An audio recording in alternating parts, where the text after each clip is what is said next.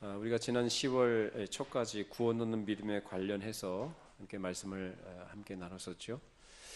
구원 얻는 믿음이 무엇이냐, 그리고 우리의 믿음을 방해하는 것들이 어떤 것들인가, 그리고 추정과 믿음은 어떤 특징이 있는가, 이런 것들을 생각했었습니다. 기억나십니까? 그래서 이런 부분들을 우리가 살펴보는데, 이런 말씀을 통해서 내 믿음은 과연 어떤 종류의 믿음이며 내 믿음의 상태는 어떤 상태에 있는가를 돌아보고 점검할 때 오류가 있다면 바로 잡을 수 있는 것이고, 그릇된 것이 있다면 좀 바른 믿음으로 설 수 있는 그런 기회가 될 것이라 이렇게 생각을 합니다. 그래서 이 말씀은 우리에게 필요한 것이고, 그래서 이런 것들은 처음에 예수를 믿는 분들도 마찬가지겠습니다만, 특히나 신앙생활을 좀 해오셨던 분들이 꼭 드려야 될 말씀이에요. 왜냐하면 나름대로 자기는 믿음이 있다고 생각을 하고 구원받았다고 확신에 차 있거든요. 그런데 사실 말씀을 갖다 들이밀면, 그 말씀에 비춰보면은 사실 그게 아닌 것들이 드러나게 되어 있습니다. 그래서 이 말씀을 통해서 자신의 믿음을 점검하는 것이 유익이 될 것입니다. 자, 오늘도 이어서 말씀을 함께 나누겠는데, 오늘은 예수님께서 우리에게 지시하신 조건이 어떤 것인가, 그런 것들을 생각해 볼 거예요.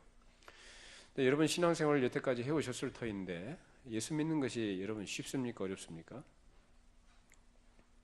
예수 믿는 거, 우리 신앙생활 전체를 다 한마디로 표현하는 거예요. 예수 믿는 거.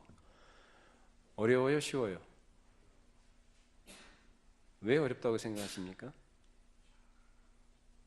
물론 여러분이 말씀하실 때 어렵다 또는 쉽다 하는 말씀이 경우에 따라서는요 다 맞는 말씀이에요. 틀린 말이 아니에요. 자, 근데 사람이 하려고 하면 어렵고요, 하나님께서 하시면 쉽습니다. 믿으십니까? 그래서 믿음은 누가 주시는 거라고 그래요? 하나님께서 우리에게 선물로 주시는 거죠. 근데 사람이 그것을 어떻게 됩니까? 선물로 주신 것을 어떻게 해요? 받아야죠. 자, 예를 들어서 어떤 아이에게 어떤 어른이 선물을 주는데, 선물을 줄 때 그 아이가 어떻게 됩니까? 감사합니다 하고 받아야 자기 것이 되죠. 맞습니까? 안 받으면 나 그거 싫어요. 그래, 안 받으면 어떻게 돼요? 자기 것이 안 되는 거예요. 그럼 구원이 믿음으로 구원받는다고 할 때, 내가 구원받는 것은 내가 손을 내밀었기 때문에 구원받은 거예요? 무엇 때문에 구원받은 거예요? 선물로 주시는 것을 내가 손을 내밀었기 때문에 그 공로로 구원받은 거예요? 뭘로 구원받은 거예요? 주셨기 때문에 받은 거죠. 그러니까 공로는 나한테 있는 게 아니라 주님께 있는 것이고 주님의 은혜다라는 거예요. 그러니까 내가 믿었기 때문에 구원받은 것이 아니라 하나님께서 은혜로 나를 구원하신 것입니다. 믿으십니까? 이것이 성경이 가르치는 진리죠. 그래서 사람이 예수를 믿고 신앙생활하는 것, 그것은 사람의 생각이나 의지로 할 수 있는 것은 아니에요. 그래서 하나님께서 은혜를 주셔야만 하는 부분이고, 믿음의 씨앗을 그 안에 심어 주셔야만 시작이 되는 부분들입니다. 자, 그런데 거듭나기 이전의 사람은 누구나 처음부터 믿음을 가질 수가 없고 가질 마음도 없으며, 그리고 본성적으로 하나님을 대적하고 믿음을 거부해요. 그래서 하나님께서 역사하실 때에만 그 사람의 믿음을 갖게 되는 것이고 시작을 하게 되는 것입니다. 자, 그런데 우리가 그 믿음 생활을 시작하는 데 있어서 여러 가지 방해거리들이 있고, 그 방해거리는 우리 안팎에서 내가 원하든 원치 않든 간에 항상 우리를 공격하고 우리를 유혹을 합니다. 특히 사탄은 죄인들로 하여금 그 생각에 예수를 믿는 것이 참 어렵고 힘들다라고 계속 설득을 해요. 왜 그래요? 예수를 믿게 되면은 예수께서 우리에게 제시하신 그 조건을 따라가기 위해서는 내가 그동안 즐겼던 것들을 다 포기해야 됩니다. 내가 좋아했던 죄악의 낙을 다 포기해야 되는 것이고, 나의 육신의 유익을 얻었던 것들을 다 내려놔야 되는 것이고, 그래서 내가 그렇게 즐거움을 누렸던 방법들을 다 내던져야 되기 때문에 그것이 어렵다라고 계속해서 우리를 설득을 해요. 그리고 사람들은 거의 대부분이 이런 설득의 마음을 뺏겨서 그리 따라갑니다. 우리 인간의 마음이라는 것은 기본적으로 본성적으로 하나님과 그에게 속한 것에 친화력을 갖지 않아요. 죄와 마귀에 속한 것, 어두움에 속한 것에 굉장한 친화력을 갖고 있습니다. 그래서 우리에게 더 쉬운 것을 제시하고 우리에게 달콤한 것으로 화려한 것으로 다가올 때에 사람들은 거기에 마음을 빼앗기고 마음을 둡니다. 이런 부분들이 사람들이 어리석은 길로 가는 경우들입니다. 그래서 불신자들은 이제까지 자기가 즐기고 누렸던 죄악된 것을 그대로 둔 채 그리스도 안에 또 다른 즐길 만한 무엇이 있는가를 세밀하게 살피기 시작을 합니다. 그래서 자기에게 어떤 것이 유익이 될 것인가 라는 것을 따져봅니다. 그리고 자기가 필요한 것을 먼저 관심사를 두고 그것을 구하려고 합니다. 즉 자기 것은 그대로 두고 죄악된 것은 그대로 마음에 간직한 채로 그리스도 안에서 뭔가 또 다른 즐길 만한 것이 있는가를 살핀다 그 말이에요. 버릴 걸 버리고 새로운 것을 취해야 되는데 그렇게 하지 않는다는 것입니다. 그래서 사람들은 그리스도께서 제시하신 것을 수용하려면 자신이 사랑했던 것을 떠나 보내야 하기 때문에 그것이 너무 어렵고 힘들게 보이기 때문에 순종하지 않습니다. 이것이 많은 사람들을 넘어지게 하고 미끄러지게 하는 걸림돌이 되는 것이고 하나님께 나가는 장애물이 되는 것입니다. 자, 그러면 오늘 예수님께서 사람들에게 제시하신 조건이 무엇인가 오늘 말씀에 있습니다. 마태복음 11장 28절 30절입니다. 수고하고 무거운 짐진 자들아 다 내게로 오라. 내가 너희를 쉬게 하리라. 나는 마음이 온유하고 겸손하니 나의 멍에를 메고 내게 배우라. 그리하면 너희 마음이 쉼을 얻으리니 이는 내 멍에는 쉽고 내 짐은 가벼움이라 하시니라. 자, 예수님께서 제시하신 조건들 뭐죠? 어떻게 하라고 하십니까? 우리에게 뭘 하라고 하시나요? 뭘 바치라고 하시나요? 뭐라고 하시죠? 그냥 오라고 하시죠. 돈 없이 값 없이 이사서 있는 말씀으로 돈 없이 값 없이 와서 뭐 먹어라 마셔라 그렇게 말씀하셔요. 그냥 오기만 해라. 뭘 가지고 오라 그래요? 너희들이 가지고 있는 죄짐을 가지고 와라. 나에게 와서 쉬어라. 예수님께서 그 해결해 주신다는 거예요. 내 멍에는 쉽고 내 짐은 가볍다고 말씀하셔요. 나에게 와서 배우라고 말씀하셔요. 그 전혀 어려운 게 아니죠. 근데 사람들은 이것을 어렵다, 힘들다라고 느껴요. 왜?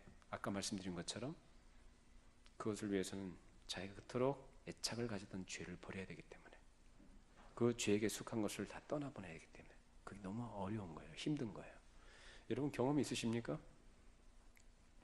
여러분 신앙생활 하시면서 분명히 여러분 예수 믿으신 분들이고 거듭난 분들이고 또 참 생명을 갖고 있는 분들임에도 불구하고 이러한 달콤한 속삭임과 유혹들이 있을 때 여러분이 거기에 마음을 둔 적들이 여러 번 있었을 거예요. 버리기 어렵죠. 너무나 이 죄라는 것은 중독성이 강해요. 중독성이 강하고 너무 달콤해요. 우리의 육신, 이 육신의 부패한 본성, 이 본성을 즐겁게 하는데 얼마나 강력한 힘을 갖고 있는지 그래서 사람들이 그것을 쉽게 버리지 못합니다. 그래서 어렵다고 생각을 해요. 그러나 실제로 주님께서 제시하신 조건들은요 누구나 쉽게 받아들일 수 있는 것들이고 좋은 것입니다. 그리고 사탄도 그것을 잘 알고 있고 불신자들도 본성적으로 그걸 알아요. 근데 애써 어렵다라고 생각하고 힘들다라고 자기 스스로를 합리화합니다. 중요한 문제는 우리 주님께서 제시하신 조건들을 받아들이지 않는 사람들은 반드시 망하게 된다는 사실입니다. 주님께서 죄인에게 주시는 선물은 그저 받으라는 것입니다. 근데 어떤 사람이 일부러 자기가 어떤 기회가 주어졌을 때 자기가 좀 더 나은 삶, 어떤 복되고 행복한 삶을 살아갈 수 있는 기회가 주어졌을 때 그것을 위해서 그보다 못한 것을 버리라 간다 안 버릴 사람이 있겠어요? 예를 들어서 어떤 왕이 어떤 거지한테 가가지고 야 내가 너를 내 아들로 삼겠다. 너 왕자가 되라. 그렇게 말한다고 하면 이렇게 초청을 한다면 그 거지는 어떻게 됩니까? 기꺼이 그 자리를 떨쳐버리고 일어나서 어디로 가야 돼요? 왕궁에 들어가면 되죠. 쉬워요? 어려워요? 이건 초등학생한테도 물어보면 다 쉽다고 대답할 얘기예요. 쉬워요? 어려워요? 쉬운 거예요. 주님께서 우리에게 제시하신 조건이 그렇게 어려운 게 아니다 그 말입니다. 주님께서는 죄인을 자신의 양자로 삼으시고 더 이상 죄의 노예와 사탄의 신분권으로 지내지 않는다는 조건으로 축복받은 아들의 특권을 누리도록 하신다라는 것입니다. 이보다 쉬운 조건이 어디 있어요? 그런데 사람은 자신이 하나님을 떠나 살고 있으면서도 여전히 자신이 죄의 속박 아래 매여 사는 것을 그대로 놔둔 채로 자유를 누리겠다고 그렇게 얘기합니다. 근데 그것은 모순이죠. 어떻게 죄악의 속박에 있으면서 자유를 얻고자 합니까? 사람이 고통과 슬픔과 환난 속에 있는 이유는 무엇 때문이라 그래요? 죄예요. 그 죄에 매여 있는 한은 그 사람이 거기에서 자유를 누릴 수가 없고 평안을 얻을 수가 없는 거예요. 그래서 예수님께서 우리로 하여금 너 죄의 짐이 무겁지? 나에게 와서 쉬어라 라고 말씀하시는 거예요. 그걸 가지고 나한테 와라. 내가 해결해 줄게. 나를 믿음으로 나를 섬기고 나를 믿고 따라. 내가 가르쳐준 대로만 해. 그러면 네 문제가 해결돼. 그러고 가르쳐 주는 거예요. 근데 사람들은 고집스럽게도 자기가 가지고 있는 죄의 문제를 풀지 않고 그 족쇄 안에서 그리스도께서 주시는 것을 얻고자 합니다. 이것은 모순입니다. 우리 주님께서는 죄인들과 화목하기를 원하시고 기쁨과 자유를 누리며 복된 삶을 살기를 원하십니다. 그것을 위해서 주님께서 혐오하신 추한 죄를 떠나기를 원하신다는 것입니다. 그 추함을 가지고는 그리스도와 함께 기쁨을 누릴 수가 없어요. 왜요? 주님께서는 거룩하신 분이에요. 믿으십니까? 우리 주님은 아름답고 거룩하시며 선하신 분이에요. 죄가 없으신 분이에요. 영광 중에 계신 분이에요. 그분하고 인간이 화목의 관계를 교제를 함께 나누기 위해서는 뭘 떠나야 돼요? 죄를 떠나야 돼요. 자기 자신을 옥죄고 있었던 속박에선 죄의 족쇄를 벗어 던져버릴 수 있어야 돼요. 그 방법을 예수님이 가르쳐 주시는데 그것을 거부하면서 주님과 교제한다? 그것은 가능하지 않은 얘기예요. 그 외에 다른 어떤 방법으로도 그리스도와 함께 할 수 있는 방법은 없습니다. 사람이 불의한 무기를 내려놓지 않는데 어찌 주님께서 그 사람을 용서하시겠습니까? 사람이 병을 떠나려고 하지 않는데 어떻게 주님께서 그를 치료하실 수 있겠습니까? 예수님께서 이 땅에 오셨을 때 죄인들과 함께 하셨습니다. 병든 자들과 함께 하셨습니다. 소외자들과 함께 하셨어요.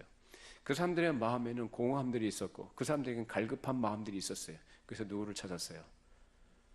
주님을 찾았어요. 주님께서 만나주십니다. 함께 해주셨습니다. 그들의 문제를 해결해 주셨습니다. 그러나 마음을 완고하게 하고 자기 스스로 의롭다고 하고 자기는 문제가 없다고 생각했던 바리새인들을 주님께서는 저주하셨어요.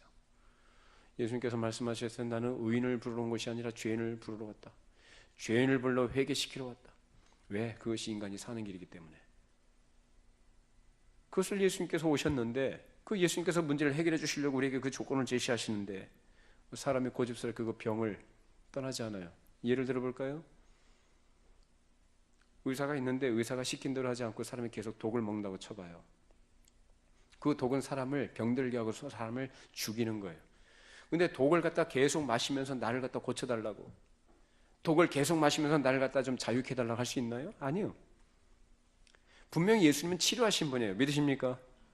분명히 예수님은 우리를 회복시킬 수 있는 분이고 우리를 온전케 하실 수 있는 분이고 우리를 복되고 거룩하게 하실 수 있는 분입니다. 그런데 어떤 전제 조건이냐면 그 독을 더 이상 마시지 않는다는 조건입니다. 죄는 우리 영혼을 죽이는 독입니다. 죄 가운데 있으면서 족쇄를 갖다 계속 붙들고 있습니다. 그 족쇄 안에 있으면서 족쇄를 계속 차고 있으면서 자기를 속박하고 자기를 얽매이는 것들을 갖다 계속 갖고 있으면서 예수님께서 주시는 것들을 누리겠다는 것은 모순이다라는 말이에요. 버려야 됩니다. 끊어버려야 되고 버려야 되고 포기해야 됩니다. 독을 더 이상 마시지 않는다는 조건 속에서 예수님께서는 그를 치료하십니다. 생각해 보십시오. 어떤 사람이 집을 떠나서 길을 잃어버리고 이리저리 방황을 하고 있는데 어떤 사람이 나타나가지고 그 사람을 다시 그 집으로 안내해 주겠다고 했어요. 그러면 그 안내자의 말을 듣고 그를 따라야 그 집으로 갈 수 있는 거죠. 그래요? 그런데 그 안내자가 안내해 주겠다고 했는데도 여전히 자기 고집대로 자기 마음대로 자기 가고 싶은 대로 간다면 그 사람은 어떻게 되는 거예요? 진짜로 생각이 없는 사람이죠. 마치 우리가 그렇다라는 거예요. 우리 죄인들은 이 천국과 천국으로 가는 길을 잃어버린 사람들이에요. 그래서 천국과 그 천국으로 가는 길을 다시금 우리로 하여금 갈 수 있도록 안내해 주신 분이 누구냐? 예수님이에요. 그러면 우리가 누구 말을 들어야 됩니까? 예수님께서 우리에게 천국을 다시 갈 수 있는 길, 천국으로 가는 길로 제시하신다면 그 조건을 우리가 수용을 하고 그것을 따라야죠. 그러지 않는 한 우리는 다시 천국으로 갈 수가 없어요. 하나님께서는 우리에게 예수님께서 그렇게 말씀하시고 그를 생명으로 보내주셔서 우리를 잃어버린 것들을 다시 회복할 수 있도록 그렇게 하셨는데, 많은 사람들이 이런저런 핑계를 대면서 다른 조건을 자기가 정합니다. 자기가 정해놓은 그 길을 통해서 천국을 갈 수 있다라고 생각을 합니다. 그것이야말로 정말로 어리석은 것입니다. 죄는 그렇게 사람을 불합리하고 어리석게 만들어버려요. 그 어리석음에 잡혀서 자기 길을 고집하는 사람들은 나중에 주님의 심판대 앞에 서 있을 때에 유구무원이게 될 것입니다. 분명히 하나님께서는 이 땅에 있는 동안에 사람으로 하여금 복을 들을 수 있는 기회를 주셨고, 예수 그리스도께서 제시하신 조건이 무엇인지를 명확하게 알 수 있게끔 해주셨어요. 그리고 예수 그리스도를 통해서만이 하나님께 갈 수 있다고 분명히 가르쳐 주셨습니다. 그런데 사람들은 계속해서 고집한다는 거예요. 자, 우리 요한복음 14장 6절 말씀. 예수께서 이르시되 내가 곧 길이요 진리요 생명이니 나로 말미암지 않고는 아버지께로 올 자가 없느니라. 여러분이 정말로 하나님 아버지께로 가기를 원합니까? 그렇게 되기를 원하십니까? 그렇다면 예수 그리스도만을 여러분 의지하시고 예수 그리스도만을 따라가시기를 바랍니다. 예수님께서 우리에게 제시하신 그 조건을 여러분들이 수용하시고 그에 순종하셔야 합니다. 그 외에는 다른 방법이 없습니다. 이것이 바로 주님께서 제시하신 것이요 곧 예수 그리스도를 믿는 것입니다. 자, 그런데 이것이 그렇게 어렵고 힘든 길이 아니다라는 것, 오히려 그것은 참으로 쉽다라는 것을 하나님께서 우리에게 가르쳐 주십니다. 문제는 사람에게 그러한 믿음의 기회가 주어져도 그것을 의심케 하고 어리석게 하며 속이는 것들이 있다는 것입니다. 그래서 그 영혼을 속여서 거짓된 평안과 즐거움에 안주하게 만들어 버립니다. 그 속이는 자가 누굽니까? 마귀입니다. 사탄입니다. 사탄은 얼마나 교활하고 얼마나 똑똑한지 하나님 다음으로 똑똑한 놈이고 지혜로운 놈이 바로 마귀입니다. 우리는 마귀를 이길 수가 없어요. 만일 사람이 그리스도와 가까워지면 사람의 편안함과 기쁨과 이익들, 그리고 친구들과 동료, 심지어는 가족까지도 잃어버리게 될 것이라고 우리에게 속삭입니다. 그토록 즐겨했던 세상의 모든 보화를 잃어버리게 될 것이라고 속삭입니다. 그래서 그것이 얼마나 어렵고 힘든 것인지 계속해서 우리를 설득해 나가고 있습니다. 포기하기 어렵죠.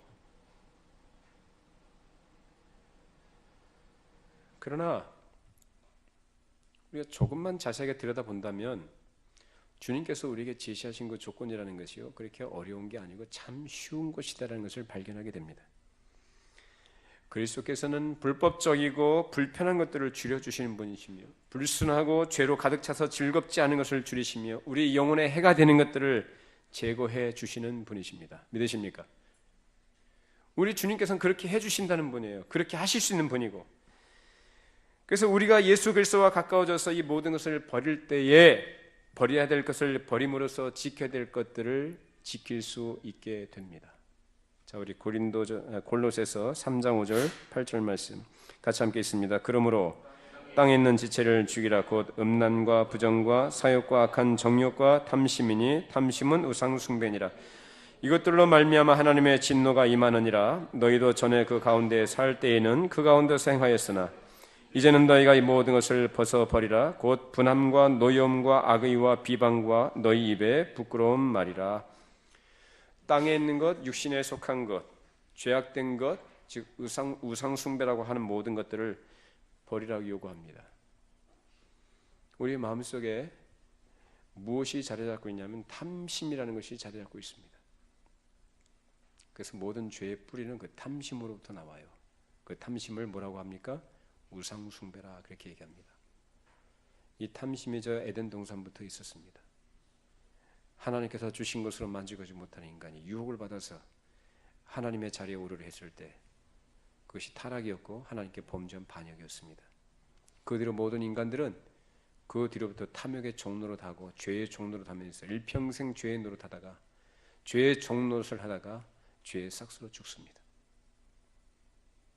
그래서 우리가 살아가는 것이 그렇게 고달픈 거예요. 힘든 거예요. 여러분, 경제가 어려워서 힘든 게 아니고 환경이 오염돼서 우리가 살아가기 힘든 게 아니고 우리가 병이 돼서 고단한 게 아니에요. 이 모든 것의 근본적인 원인은 바로 죄 때문이다. 성경은 우리에게 가르칩니다.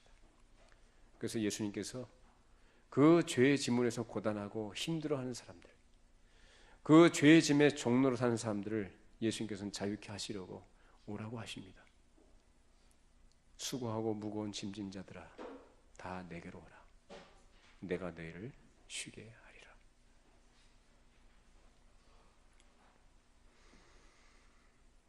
예수님의 제시된 조건을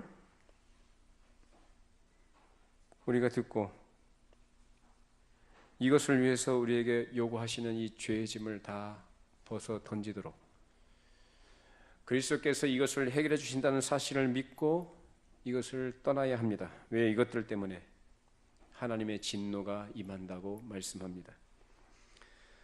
생각해 보십시오. 여러분, 어떤 것이 지혜롭고 현명한 것입니까? 우리 부모님들은 아이들을 키우고 있기 때문에 아이들 머리에서 다 봅니다. 아이들에게 어떤 것이 유익한지 어떤 것이 해로운 것인지 다 알아요. 그래서 아이들에게 가르쳐줘요. 아이들이 어떤 것을 선택하고 어떤 것을 행할 때 부모들은 그것을 다 판단해서 어떨 땐 칭찬을 하고 어떨 때는 나무랍니다. 어떻게 할 때 자기에게 유익이 되는 것을 선택하고 반기를 걸어갈 땐 부모들은 그 아이를 칭찬해요. 그러나 자기에게 해가 되는 것이고 분명히 그것이 부정적인 결과를 갖고 오는데도 불구하고 그것을 선택하고 그것을 하게 된 부모들은 어떻게 합니까? 야단치죠. 자, 하나님과 우리의 관계를 한번 생각해 보십시다. 하나님께서 우리에게 어떤 것이 유익이 되는지 어떤 것이 우리에게 정말로 복된 것인지를 다 아십니다. 그리고 어떤 것이 해가 되는지 우리의 영혼을 어떻게 망가뜨리는 것인지 다 아셔요.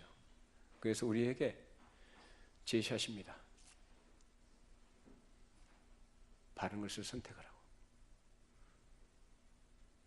어떤 사람이 이렇게 얘기합니다. 그러면 구원은 사람에게 선택에 어떤 따라서 결정되는 겁니까? 아니요. 구원은 전적으로 하나님의 주권에 속한 것이며 하나님의 은혜로 주어진 선물입니다. 그러면 사람이 할 건 없습니까? 아니요. 분명히 성경에는 사람에 대한 책임도 묻습니다. 우리를 하나님께서 로봇으로 만드시거나 기계로 만들지 않았어요. 우리에게 옳고 그른 것을 선택할 수 있는 자유의지를 하나님께서 주셨습니다. 그렇기 때문에 우리에게 책임이 있는 거예요. 어떻게 하시겠어요, 여러분? 분명히 자기 영혼에게, 예를 들어서 자기 육신에게 해가 되고 자기 육신을 망가뜨리는 것이 있음에도 불구하고 사람들이 술 마시죠, 담배 피죠, 마약하죠, 여러 가지 약물에 탐닉을 하죠. 분명히 자기에게 건강에 좋지 않은 것을 분명히 알면서도 그렇게 해요. 그럼 여러분, 그 사람이 지혜로운 사람입니까? 미련한 사람입니까? 지혜로워요? 미련한 사람이에요? 미련하죠. 아니, 술, 담배 하면 백해무익한데 그걸 갖다가 그렇게 힘들어서 번 돈을 가지고 그런 데 쓴다 그 말이에요, 사람이. 마약을 하면 할수록 거기에 중독이 되어지고 사람이 피폐해지고 그 몰골이 흉측해지고 결국은 다 육신이 망가진다는 걸 알면서도 마약을 해요.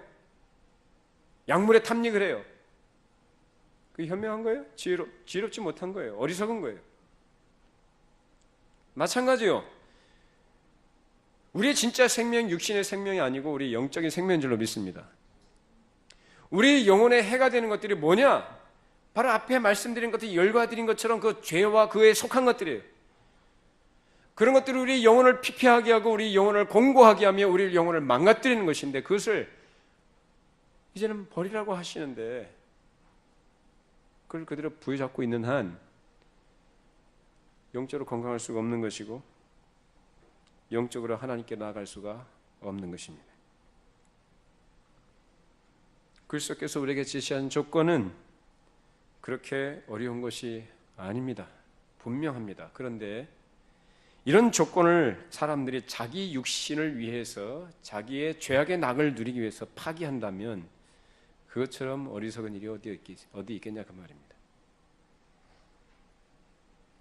이 문제는 우리가 정말로 심각해야 될 중요한 문제인데요. 이것이 바로 우리의 영원한 생명과 죽음에 관한 문제이기 때문에 그렇습니다.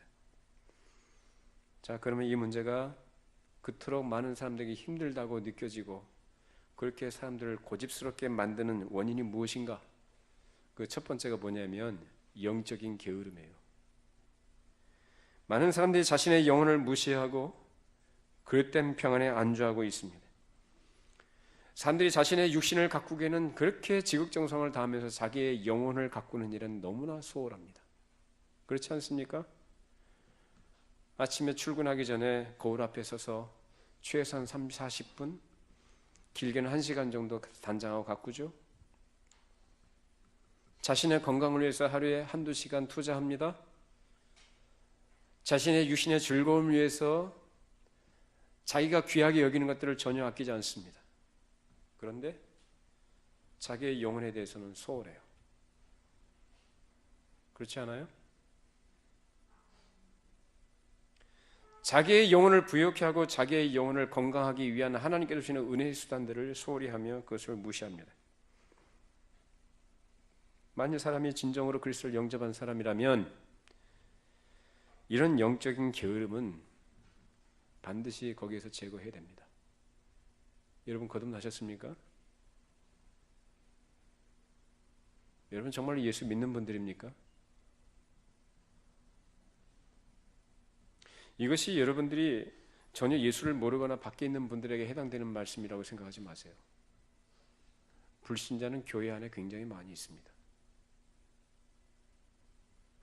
겉으로는 명목상 그리스도인이라 하지만 그 속은 여전히 죄의 종로를 타면서 죄악의 낙을 누리며 종교심으로 예수를 믿는다는 그 이름 아래서 어떤 영적인 또는 자기의 정신적인 위안과 평안을 얻고자 하는 사람들이 너무나 많이 있어요. 그럼 모순이죠. 서로 반대되는 것을 두 가지 같이 가질 수가 없는 거예요.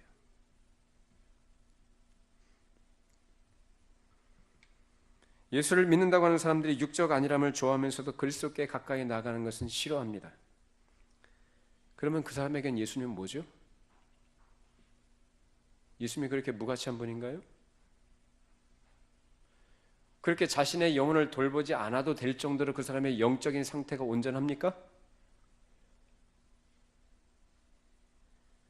그것은 어려움을 피하는 방법도 아니며 영혼의 평안을 누리는 방법도 아닙니다. 오히려 확실한 것은 이런 거짓된 평안은 결국 끝이 없는 고통으로 이어진다는 것입니다. 그것은 비참함을 낳는 지름길이요 결국 화를 당하게 될 것입니다. 누가복음 12장 19절 21절입니다. 또 내가 내 영혼에게 이르되 유모나 열의 쓸물건을 많이 쌓아두었으니 평안히 쉬고 먹고 마시고 즐거워하자 하리라 하되 하나님은 이르시되 어리석은 자여 오늘 밤에 내 영혼을 도로 찾으리니 그러면 내 준비한 것이 누구의 것이 되겠느냐 하셨으니 자기를 위하여 재물을 쌓아두고 하나님께 대하여 부여하지 못한 자가 이와 같으니라. 어리석은 부자에 관한 말씀입니다. 이 사람은 세상적으로 볼 때는 자수성가한 사람이고 경영상으로는 탁월한 지혜를 가진 사람이고 성실한 사람이에요. 그래서 사업이 잘 됐습니다. 부를 쌓아둘 곳이 없을 정도로 많이 벌었어요. 그러면서 하는 말이 뭐라 그래요? 내 영혼아 편히 쉬자. 육신의 것으로 충만한 사람, 땅의 것으로 배부른 사람, 부유한 사람이 바로 하나님에 대해 부유하지 못한 사람이 바로 이와 같다. 이 사람은 곧 그 밤에 하나님께서 그 영혼을 불러가신답니다. 이것이 바로 영적인 게으름에 빠져 있는 사람들의 모습이라는 거예요. 하나님에 대해서 부여하지 못한 사람이 바로 이와 같은 사람들입니다. 어리석은 부자. 부자는 천국에 들어가기가 참 어렵습니다. 이런 사람에게는 고통이 신속하게 그 영혼을 삼킬 것이요 이런 거짓된 편안함 때문에 그리스도를 멀리 떠난다든지 멀리 한다면 그보다 어리석은 것은 없을 것입니다. 여러분 꼭 기억하십시오. 그리스도를 떠나서 잘 될 것도 없고 잘 된다고 해서 그것이 형통한 것도 아니고 그것이 복이 아니다는 것. 그리스도 안에서만 모든 것이 우리에게는 의미가 있으며 그리스도 안에서만 평안이 있으며 그리스도 안에서만 복이 있습니다. 믿으십니까? 이건 절대적인 거예요. 바라기는 우리가 이런 하잘것없는 그러한 부유함 때문에 참된 것을 잃어버리는 우를 범치 않기를 바랍니다. 더 늦기 전에 이런 것을 바르게 점검하셔서 우리가 정말로 소유해야 될 것들을 소유할 수 있기를 바랍니다. 두 번째로 사악한 즐거움에 빠졌기 때문에 그래요. 사람이 마약에 취하면 그 쾌락 때문에 다른 것을 생각 못한다고 그럽니다. 모르겠습니다. 여러분 어떤 경우에 어떤 이런 마약과 비슷한 것들을 경험해 보신 적이 있는지 몰라도 그렇죠. 그처럼 굉장히 중독성이 강하고 거기에 몰입하도록 만드는 것이 마약이라고 할 때 이런 육신의 즐거움에 빠져 있는 사람들은 지금 당장 먹고 마시는 것을 기뻐하고 즐거워해요. 자, 먹고 마시고 즐기는 것으로 표현된 인생살이, 다시 말하면 이 세상에서 하나님 없이 살아가는 삶이 그렇게 사람들에게 만족을 줄 만한 것 같고 사람들에게 기쁨을 줄 만한 것 같은 그런 것들이 어떤 성격을 갖고 있는 것이냐? 그것이 사악한 즐거움이다라는 것입니다. 특별히 우리의 삶에 있어서 즐거움을 주는 것 중에 대표적인 것이 뭐냐면 먹는 거죠. 분명히 먹는 거는 하나님께서 우리에게 주신 선물이에요. 먹는 것과 그것을 즐길 수 있는 것. 그렇죠? 우린 감사함으로 받으면 됩니다. 감사함으로 받으시기 바랍니다. 그러나 그것을 탐닉하지 마세요. 지금도 북한에서는 먹을 것이 없어서 굶는 사람들이 한둘이 아닌데 너무 사실 우리 잘 먹지 않습니까? 맛있는 거, 입을 즐겁게 할 만한 것을 사람들은 여기저기 쫓아다닙니다. 절제하지를 못해요. 너무 많이 먹어서 문제예요. 살 빼야 된다고 그러고 다이어트 한다고 그러고 너무 영양가가 너무 넘쳐서 문제예요.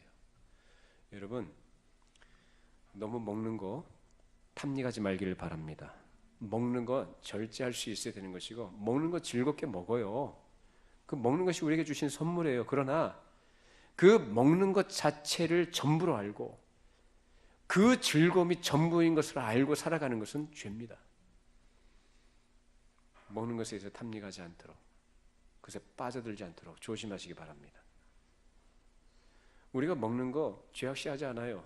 그러나 우리가 왜 먹습니까? 우리가 먹고 즐길 수 있어요. 그러나 우리가 왜 합니까? 그렇게 너희가 먹든지 마시든지 무엇을 하든지 무엇을 위해서 하라고 합니까? 하나님의 영광을 위해서 하라고 했습니다.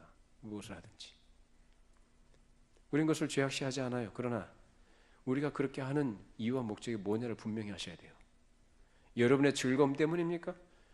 여러분의 육신의 즐거움과 안락함을 위해서 그렇게 하는 것이라면 그것은 죄악된 거예요. 그러나 내가 이렇게 먹고 마시는 것이 하나님의 뜻을 위해서, 하나님을 위해서, 하나님 나를 위해서 하는 것이라면 그것은 귀한 것입니다. 뿐만 아니라 춤과 노래로, 술과 담배로, 마약으로, 약물 중독에, 또 학생들은 게임에다가, 요새는 어른들도 게임에 중독된 사람이 너무 많아요. 정욕과 쾌락을 탐닉하고 그것으로 삶의 고통이나 슬픔을 잊으려고 합니다. 이런 것들은 설령 많은 사람들이 노골적으로 하지 않는다 할지라도 이런 사악한 즐거움은 모두가 은밀하게 즐기는 것들입니다. 마치 사탕을 혀 밑에 놓고 살짝 빨아먹듯이. 사실 아닙니까? 노골적으로 그렇게 하는 사람들은 더 말할 거 없고요. 나는 아니야 그럴 게 아니라 이런 즐거움들이 우리로 하여금 그리스도께로 가까이 나가는데 방해가 된다는 거예요. 그리고 그런 사람들은 자신을 속박하고 있는 것이나 넘지 말아야 될 선을 지키라는 규범을 비웃습니다. 우리나라에서 헌법재판소에서 간통죄를 폐지했습니다. 간통이 이제 더 이상 우리나라에서는 죄가 아니에요. 오늘날 이 사회에 이제는 이 규범마저도 넘지 말아야 될 선을 이제 그마저도 이게 딱 없애버리니까 사람들이 얼마나 자유분방한지 몰라요. 그러면서 이제 이거 죄야 얘기하면 그런 사람들 비웃어요. 야, 무슨 뭐 옛날 얘기하냐? 간통 때 폐지된 지가 언젠데 지금도 그런 소리 하냐? 그런 얘기들 하죠. 실제로 그래요, 사람들이. 다른 모든 부분에 있어서 이러한 반응들을 나타낸다 그 말이에요. 하나님의 말씀을 얘기하고 하나님의 뜻을 가르쳐주고 하나님께서 금하신 것 이런 것들을 얘기하면은 비웃어요. 무엇이 더 좋기 때문에 자기가 지금 탐닉하고 있는 사악한 즐거움들 그런 것들이 더 좋은 거예요.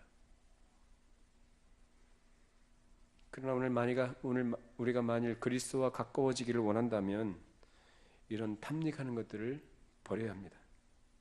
지금까지 불법적이며 무절제하게 행했던 것들을 버려야 되고 우리가 내려놔야 돼요. 그런 것들 때문에 만약에 우리가 그리스도와 헤어지게 된다면 그것이 얼마나 어리석은 것입니까? 사악한 즐거움보다 그리스도가 더 우리에게 귀한 분 아니겠습니까? 우리를 망하게 하고 우리를 파멸케 하는 그런 불행한 길로 가는 것보다 우리가 그리스도께로 나아가는 것이 우리에게 더 복된 것이 아니겠습니까? 어떤 것이 더 귀한 것입니까? 그리스도가 우리에게 더 귀한 분 아니겠습니까? 그 그리스도를 얻기 위하여 사도 바울도 그리스도를 아는 지식이 가장 고상하기 때문에 다른 모든 것들을 다 배설물로 여겼다 그렇게 고백을 했습니다. 우리도 그렇게 할 수 있기를 바라고요. 그런 은혜가 있기를 바랍니다. 자, 히브리서 11장 24절 26절입니다. 믿음으로 모세는 장성하여 바로의 공주의 아들이라 칭함받기를 거절하고 도리어 하나님의 백성과 함께 고난받기를 잠시 죄악의 낙을 누리는 것보다 더 좋아하고 그리스도를 위하여 받는 수모를 애굽의 모든 부하보다 더 큰 재물로 여겼으니 이는 상주심을 바라봄이라. 모세 이야기입니다. 모세는 애굽의 왕자예요. 바로의 뒤를 이어서 아마 그 뒤에 바로의 위치에 오를 수 있는 그런 자리에 있던 사람이었어요. 그런데 그 사람이 어떻게 했습니까? 그 세상의 애굽에서의 왕궁, 모든 부귀 영화, 그의 보장된 신분, 그 영광을 다 포기했어요. 무엇 때문에? 상 주실 것을 바라보는 믿음으로. 그래서 하나님의 백성들과 함께 고난받는 것을 더 좋아했다라고 합니다. 예수를 믿는 사람들에게 성경은 이것을 우리에게 요구하고 있습니다. 잠시 죄악의 낙을 누리는 것보다 영원한 상급을 바라볼 수 있기를 바랍니다. 하나님께서 우리에게 그리스도 안에서 주시는 영원한 기쁨을 우리가 그것을 기대하며 그것을 소원하고 사모하고 잠시 잠깐 우리를 갈증나게 하는 것들, 우리를 결국은 파멸케 하는 그런 것들에서 떠날 수 있기를 바랍니다. 그것이 바로 예수께로 나아가는 것입니다. 얼마 전에 김영삼 대통령이 돌아가셨죠. 그 장례식을 보면서 아마 많은 사람들이 여러 가지 생각을 하게 됐을 거예요. 저도 그것을 봤습니다. 하관식을 보면서 그 깊은 곳에 그 관이 들어가면서 흙이 덮여지고 결국은 매장된 것을 봤습니다. 그분은 물론 천국에 가셨겠습니다만 예수를 믿지 않았던 사람들에게 인생에 그렇게 60년, 70년 그렇게 살아가면서 그렇게 발버둥 치면서 얻고자 했던 것, 누리고자 했던 그 모든 것들 다 어디 갔습니까? 결국은 다 없어져요. 다 사라지는 것들이에요. 예수 믿는 자들에게는 그래도 죽음이 소망이고 우리에게 희망이 있는 것이지만 예수 없이 죽은 사람들은 그 자체가 절망이에요. 아무 소망이 없어요. 아무것도 기대할 것이 없어요. 그래서 예수 안 믿는 사람들에게는 무엇이 있습니까? 한번 죽는 것은 사람에게 죽는 것이요. 세상에 정해진 것이다. 그 후에는 심판이 있다. 심판 앞에 서요. 그것밖에 남는 게 없어요.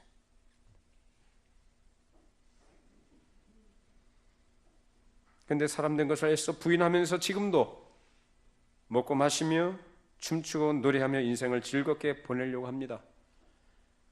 그래서 그런 사람들 어떤 사람이라고 하냐면 미친 사람이라고 그래요. 표현이 좀 과한가요? 아니요, 과하지 않죠. 사실을 사실대로 말하는 겁니다. 그리스도 없이 행복해요? 그리스도 없이도 세상의 그 어떤 조건들 때문에 여러분이 행복하거나 만족하고 있다면 그건 미친 겁니다. 오늘 사람들이 그렇게 살지 않습니까? 예수 없이, 그리스도 없이 살아가는 삶의 모습이 바로 미친 사람들처럼 사는 거예요. 제정신이 아니라 그 말이에요. 여러분 탕자 얘기 아시죠? 탕자가 아버지 집에 있을 때 아무것도 부족함이 없었어요. 그런데 얘가 등 따시고 배부르니까 어떻게 했어요? 아버지, 저한테 물려줄 유산을 좀 주십시오. 그거 가지고 집 나갔어요. 먼 나라에 가서 그 돈 가지고 허랑방탕하게 자기 마음대로 살았어요. 어떻게 됐어요? 나중에 돈 다 떨어졌어요. 나중에 돼지우리에서 겨우겨우 연명하며 살다가 자기의 처지를 그때야 깨닫습니다. 그게 뭐냐? 제정신이 돌아온 거예요. 그 전까지는 어떻게 살았다는 얘기예요? 제정신이 아니었으며 미쳤다라는 거예요. 미친 사람처럼, 정신 나간 사람처럼 그렇게 즐겁게 살아가는 거예요. 탕자가 제정신이 돌아오니까 어디 생각하죠? 자기 아버지 집 생각하죠. 자기 아버지 집으로 돌아가야 됐다고 마음 먹잖아요. 그것이 바로 죄인들이 그리스도께로 돌아오는 때를 말하는 겁니다. 그 전까지는 아니에요.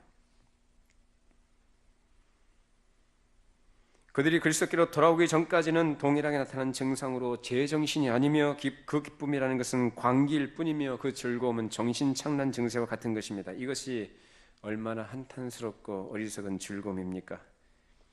사람이 만일 자기가 처해 있는 처지가 그런 것임을 깨달았다면 그 모든 즐거움들을 진작에 버렸을 것입니다. 그러나 그들은 알지 못하며 그들은 하나님께서 은혜를 주시기 전까지는 제정신이 아니기 때문에 그렇게 삽니다. 여러분 어떤 분들입니까?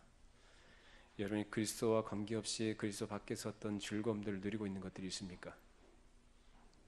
그리스도 안에서만 여러분의 즐거움을 누릴 수 있기를 바랍니다. 자, 세 번째로는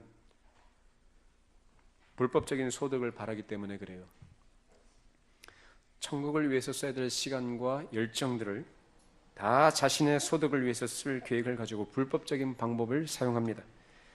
또한 말과 행동에 있어서도 불공정하고 올바르지 않는 방법을 선택하며 이렇게 얻은 소득을 자랑스러워합니다. 그러나 성경은 그런 불법적인 소득에 대해서 어떻게 얘기하고 있는지 우리 야고보서 5장 1절 3절 같이 함께 읽어봅니다. 들으라 부한 자들아 너에게 임할 고생으로 말미암아 울고 통곡하라.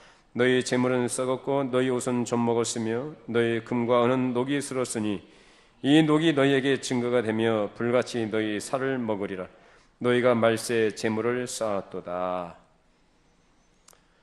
이렇게 하나님에 대해서 부여하지 못한 자들이 쌓고 그렇게 누리는 모든 것들이 허무한 것이며 결국은 것이 슬픔과 고통을 쌓아놓는 것에 불과하다고 가르칩니다.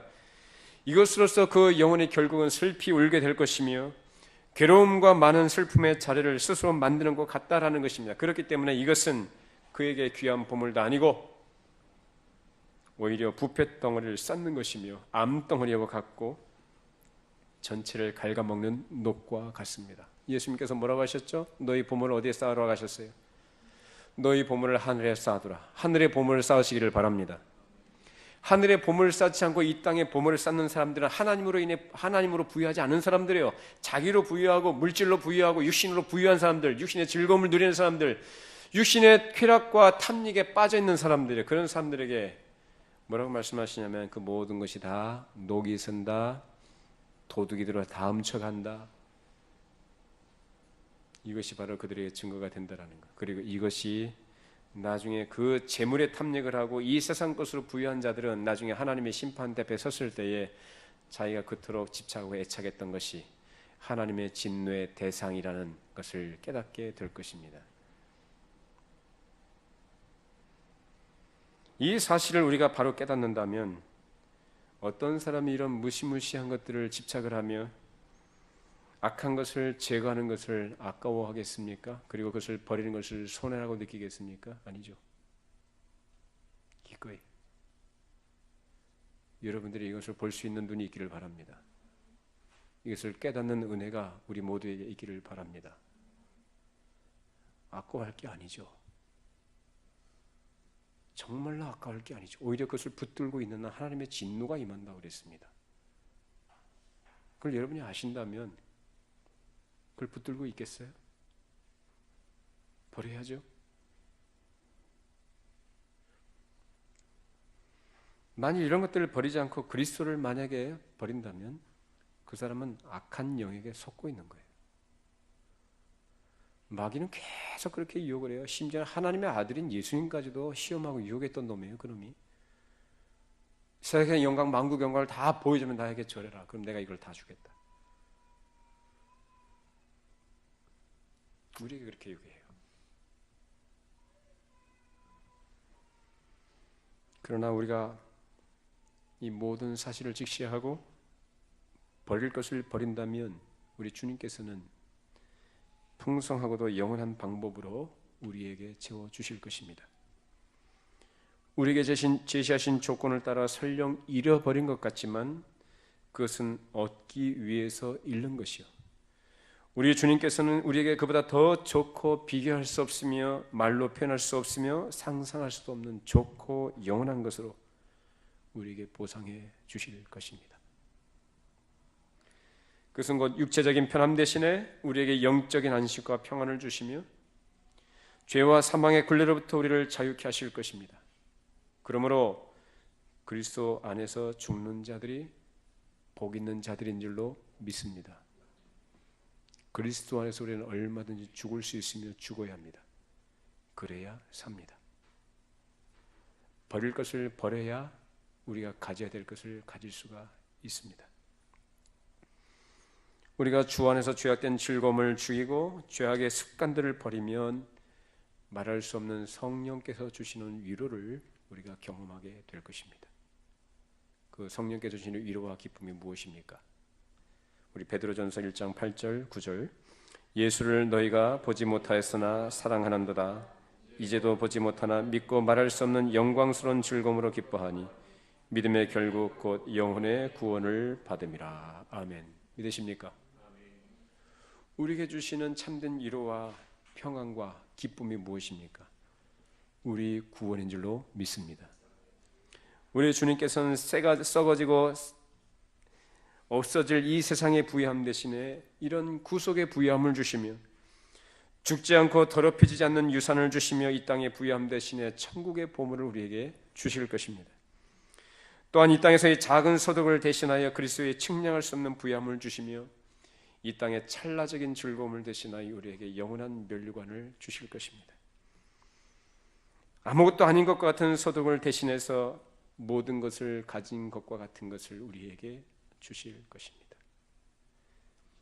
그리스도를 얻고자 포기하고 잃어버린 것들이 많다면 그 가운데 우리 가족들도 있을 수 있고 우리 친구들도 있을 수 있고 이 세상에 그 어떤 것들이 있을 수 있죠. 그러나 그리스도를 얻고자 하여 그런 것들을 잃어버렸다면 주님께서는 우리의 친구가 되어주실 것입니다. 우리의 위로가 되어주시고 우리를 영원한 생명의 교제 가운데로 인도하실 것입니다. 그것은 하나님께서 그리스도 안에서 우리에게 주신 분명한 약속이며 그 약속을 반드시 이루실 것입니다. 우리는 그 사실을 믿어야 합니다. 그렇다면 우리는 무엇을 선택해야 되겠습니까? 죄와 사탄이 우리를 속이는 것입니까? 아니면 그리스도께서 우리에게 제시하신 것을 우리가 받아들여야 되겠습니까? 어떤 것이 쉽고 어떤 것이 어렵습니까?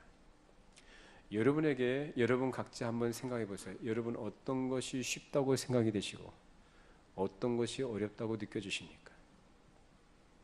여러분이 그동안 애착을 가졌던 죄악된 것과 그 즐거움들과 여러분이 탐닉했던 것 불법적인 소득입니까? 그것을 포기하는 것이 어렵습니까? 그것 때문에 그리스도를 포기하겠습니까? 아니면 그리스도를 얻고자 해서 그런 것들을 포기하겠습니까?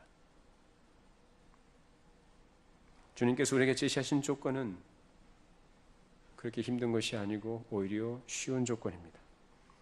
그런데도 그 조건을 받아들이지 않는다면 그 결과로 주어지는 것은 무엇이겠습니까? 지금도 많은 사람들이 자신의 의지와 정욕으로 죄와 사탄의 종노릇을 하면서 하나님을 거스르며 대적하며 살아갑니다. 그것은 자신의 영혼에 상처를 내며 파괴하는 것입니다. 그렇게 인생을 살다가 주어진 결과가 무엇일까요? 죄의 삭은 사망이라고 했습니다. 결국 죽음밖에 남는 것이 없어요. 죄인이 자신과 그 영혼과 모든 것을 이런 일에 써버렸을 때 자신에게 돌아오는 보상이라고는 오로지 죽음밖에 없다라는 것입니다. 이 영원한 죽음 이외에 다른 것은 그에게 주어지지 않습니다. 그러나 하나님께서 그리스도 안에서 우리에게 주시고자 하시는 것은 영원한 생명인지를 믿습니다. 그 생명을 우리에게 주신다고 약속하셨기에 주님께서 우리에게 그 조건을 제시하셨고 그 조건을 우리에게 수용하도록 말씀하십니다. 수고하고 무거운 짐진 자들아 다 내게로 오라. 내가 너희를 쉬게 하리라. 그리스도 안에서 말씀에 순종하심으로 이 참된 위로와 쉼과 안식을 우리 모두가 누릴 수 있기를 바랍니다. 기도하겠습니다. 걸어가신 하나님 아버지, 오늘도 저희들에게 귀하고 복된 생명의 말씀을 허락해 주심을 감사드립니다. 참으로 그리스도께서 우리에게 제시하신 조건은 결코 하기 어려운 것이 아니고 힘든 것도 아님을 가르쳐 주셨습니다. 너무나 쉽고 좋은 것이요 우리에게 유익이 되는 것이고 우리에게 복된 것임을 가르쳐 주셨습니다. 하나님, 이 시간 원하옵게는 저희들의 마음속에 참으로 우리가 어렵게 생각하는 것이 무엇인지, 우리가 쉽게 생각하는 것이 무엇인지 오늘 말씀을 들은 사람들이 그 마음에 바르게 이해하고 깨닫게 하셔서 주님께서 우리에게 제시하신 조건들이 결코 어려운 것이 아님을 인정하고 그것을 받아들이게 하시고 그 조건을 따라서 믿음으로 살게 하여 주시옵소서.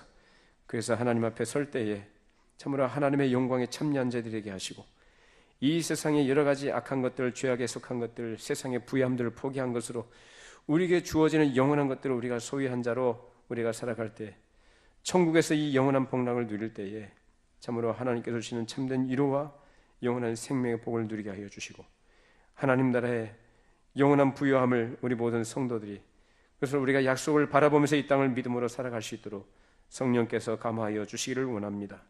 아버지, 그리스도를 위하여 모든 것을 배설물로 여기고 그것을 버렸던 사도 바울처럼 우리들도 이 땅에 있는 동안에 우리의 마음을 유혹하며 우리의 마음을 즐겁게 할 만한 육신에 속한 것들을 버리게 하시고 포기하게 하시고 그리스도를 얻고자 하는 마음과 소원을 가지고 언제나 하나님께로 가까이 나갈 수 있는 믿음의 승리자들이 될 수 있도록 역사하여 주시옵소서.